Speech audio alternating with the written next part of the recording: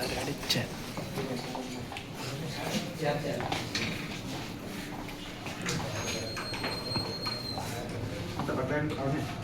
હા વાંધો છે.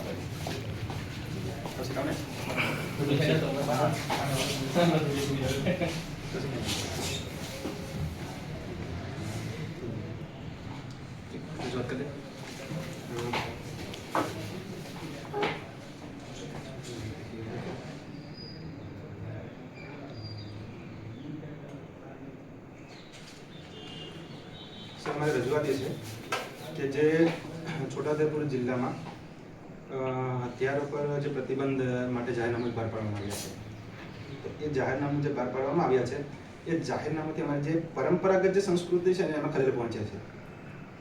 તો એ માટે અમે આવ્યા છે. અને બીજું કે અમારા જે અત્યારે મેળાઓ આવે છે, તો મેળાઓની અંદર જે ગેરમેળો છે, ભંગોરિયાના મેળા છે, તો એ તો પરંપરાગત અમારી સંસ્કૃતિ પ્રકારની છે અને વિસ્તાર અનુસૂચિત 5 લાગ્યા.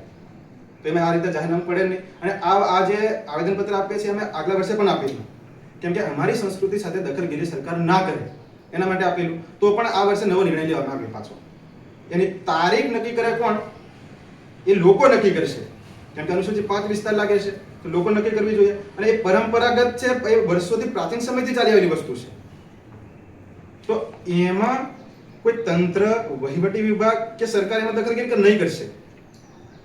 અને એમાં જે જાહેરનામું પાડવામાં આવ્યા છે તમારા થકી પાડવામાં આવ્યા છે, તો એનું પાછળનું કંઈ કારણ હશે.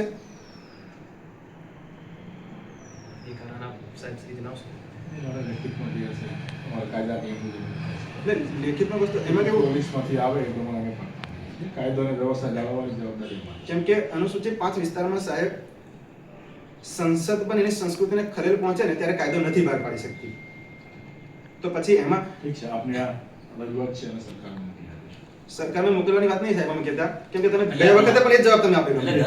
દર વર્ષનું આ છે. આપવાના છે. દર વર્ષે અમે આવેદનપત્ર આપવાના છે. અમારી સંસ્કૃતિના રક્ષણ માટે આવેદનપત્ર આપે કરવાના અમારે. કારણ કે અમારી પહેચાનનો સવાલ આવે છે. વ્યવસ્થાનો પ્રશ્ન છે. કાયદા વ્યવસ્થા એ તો સંસદમાં થાય સાહેબ, એમ અહીંયા નહીં થાય. એમ મેં કહું. Okay, thank you. કારણ કે અહીંયા કરવાનો મતલબ શું? તમે અમને જે તમે જાહેરનામું બહાર પાડ્યું એના પાસે તમારી કોઈ પ્રૂફ હશે તો તમે એ આપો અમને. કોપી આપો. કોપી આપો. લેખિત માંગી શકશો તમે. એટલે લેખિત તો માંગીશું, પણ તમે જ્યાં સુધી 5મી અનુસૂચિમાં રૂઢિગત ગ્રામ સભાને તમે મંજૂરી વગર એ કાયદો પણ સંસદ પણ લાવી નહીં શકતી, તો તમે ક્યાંથી લાવો છો? એમ સરકારમાં લખીશું.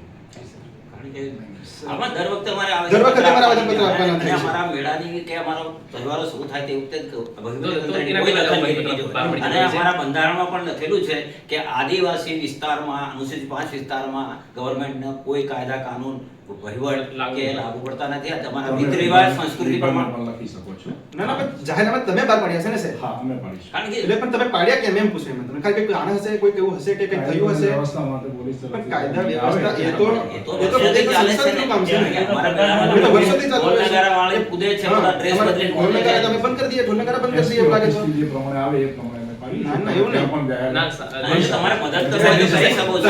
અમને સગવડ આલો, પાણી પીવાની સગવડ આલો, આ તે બીજી સગવડ આલો, એની વાતે અમે વિરોધ નથી. પણ અમારી ડાયરેક્ટ સંસ્કૃતિ પર અમારો પ્રહાર થશે ને તો અમે વિરોધ કરીશું. આ તમને ગઈ સાલે મેં કીધું હતું. હવે મેં જાતે આવ્યો હતો. જામસિંગભાઈ, તમને ખ્યાલ હોય તો તમે તો મને ઓળખો છો. કારણ કે અમારે દર વર્ષે આ આવેદનપત્ર નહીં આપવાનું. અમે જ્યારે ક્યારેક અહીંયા સુધી આવીએ છીએ કે અમારી સંસ્કૃતિ પર પ્રહાર થાય છે ને ત્યારે. કારણ કે અમારી સંસ્કૃતિ જાળવીશું તો તમારી પહેચાન બનશે. આદિવાસીની પહેચાન ક્યારે રહેશે? આપણે આ અખંડ ભારતમાં વિવિધ સંસ્કૃતિ હશે તો જ એ રહેશે ને.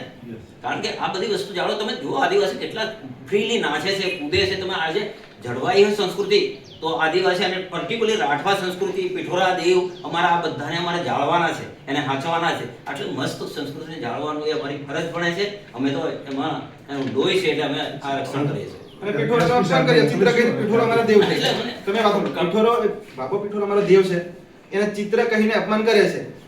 મૂર્તિ હંમેશા પથ્થરની કહી દેશે ને પથ્થરમાં આપણે કીધું નહીં કહેતા કે નહીં. અમારા દેવને ચિત્ર કહીને અપમાન કરવાની ક્યાં જરૂર પડી ગઈ એમ? એટલે આ ગેરમેળો એ લોકો દ્વારા ફરાતો પોતે વિશ્વવિખ્યાત છે. એ સરકાર તરીકે ઉજવાતો કે નથી કે વહીવટી તંત્ર પણ એમ ઉજવતું નથી. એ સ્વયંભૂ છે. હા, વસ્તુ એ સ્વયંભૂ છે. અને એમાં કોઈનું અમારું એ નહીં ચાલતું. કારણ કે લોકો જ આખું એ કરે છે. અત્યારે ગ્રામ પંચાયત દ્વારા નક્કી કરવામાં આવી તારીખ, તો એ પણ ખોટું. ગ્રામ પંચાયત ત્યારે નક્કી નહીં કરી શકતી. એ વર્ષોથી ચાલતી આવતી પરંપરા છે, એ પરંપરાગત ચાલુ હોય. એમાં ગ્રામ પંચાયત કે એમાં કોઈ દખલગીરી નહીં કરી શકશે. એ જે પરંપરાથી જે સંસ્કૃતિ અનુસાર એ જે ઉજવાય છે એ હોળીના ત્રીજા દિવસે જ આવશે, એમાં તારીખ પણ ચેન્જ નહીં થશે. એટલે તે દિવસે જે કાર્યક્રમો છે, જે વહીવટી વિભાગે જે કાર્યક્રમો રાખે છે એ, અને જે આદિવાસીઓની જે ગ્રાન્ટ આવે છે એમાંથી જે સ્પર્ધાઓ રાખી દે, એ મેળાની ગ્રાન્ટ છે, સ્પર્ધા માટે ના હોય. સ્પર્ધા વસ્તુ જુદી છે ને બીજા દિવસે રાખો, ગેરમેળાના દિવસે કેમ રાખવું પડે? હા. એ અમારી સંસ્કૃતિને ખતમ કરવાનું ષડયંત્ર કહેવાય સાહેબ. અને એમાં એ અમારી સંસ્કૃતિને કંઈ ઇફેક્ટ કે બીજું કે ખલેલ ના પહોંચે એ જવાબદારી તમારી છે કે તમે એને ઇફેક્ટ ના પહોંચવા દો, એને ખલેલ ના પહોંચે એની જવાબદારી કોની છે સાચવવાની? તમે એની દેખરેખ માટે તમારે રાજ્યપાલ પછી કોણ આવે?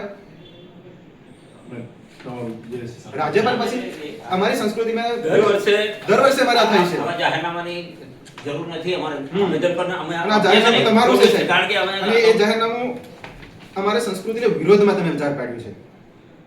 કેમ કે અમારી સંસ્કૃતિને અમને બંધારણીય Naturally છે. છે. આ વસ્તુ અમારી છે. સંસ્કૃતિ Naturally પ્રકૃતિ કશું પૂજક થતું છે. નહીં. અત્યારે લગી ગુના બનતા નહીં કે એવું કશું થતું નહીં. Naturally કૂદે છે લોકો, એને કૂદવા દો બસ. અમારે એટલું જ કેવું છે. એની સંસ્કૃતિને સ્વતંત્ર રોકવાની આઝાદી કોશિશ છે નહીં કૂદવા કરશો. દો. એને બંધનમાં કોઈ ઉડશો નહીં. કારણ કે બંધનમાં આવશે ને તો વધારે ઇફેક્ટ થશે. આ વસ્તુ ખરેખર અને એમાં પોઝિટિવ રહે. પોઝિટિવલી આપણે કરીશું. થેન્ક યુ સર અમારી વાત સાંભળવા તે બદલ. પેલા આને આવા દેવા હોય તો થોડો પાડી લેવા.